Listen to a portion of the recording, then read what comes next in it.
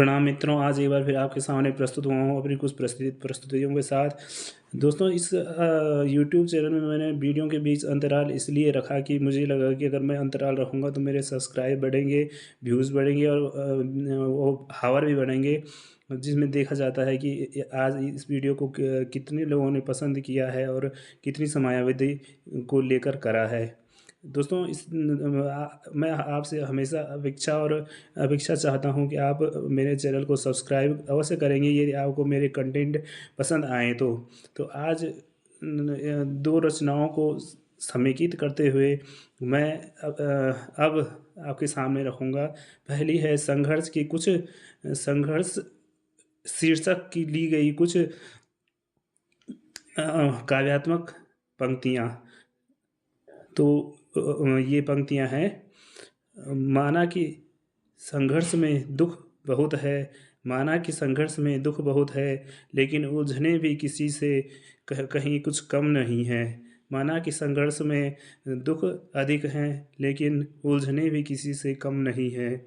यूं ही बैठकर जिसने कुछ हिम्मत लिए बिना ही हार मान ली, यूं ही बैठकर जिसने कुछ हिम्मत लिए बिना ही हार मान ली, उसने स्वयं ही जैसे नाकामी ही नाकामी अपने साथ बांध ली।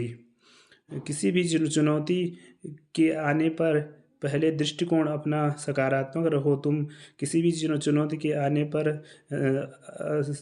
अपना दृष्टिकोण सकारात्मक रखो तुम, फिर करने से पहले उस स्ट्रेटजी को बना डालो तुम। अर्थात कहने का तात्पर्य मेरा ये है, अगर माना आप के सामने चुनौतियां हैं तो आप पूरा तन मन धन से उसको दूर दूर करने का प्रयास करेंगे या उस पर विजेता बनेंगे, उसको सफलता उसमें हासिल करेंगे।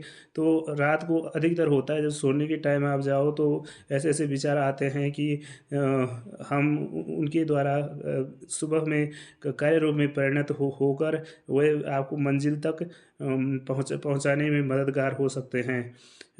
इसलिए इसमें सबसे बड़ी महत्वपूर्ण चीज़ है कि नकारात्मक नहीं सोचना है, सोचना सकारात्मक ही है, पॉजिटिव की तरह ही आगे बढ़ना है। सारी दुनिया अनुसरण तुम्हारा करेगी, सारी दुनिया तब अनुसरण तुम्हारा करेगी, फिर देखना ये सारी दुनिया कदमों को भी तुम्हारे चूमेंगी। अब दोस्तों, एक शोध मैं हमेशा प्रयास करता हूँ, मेरी जो हमेशा रचनाएं होती हैं वह नवनीत होती हैं। मैं किसी की कॉपी नहीं करता, भले ही प्रेरणास्पद और ज्ञानवर्धक वो रचनाएं रहती हैं।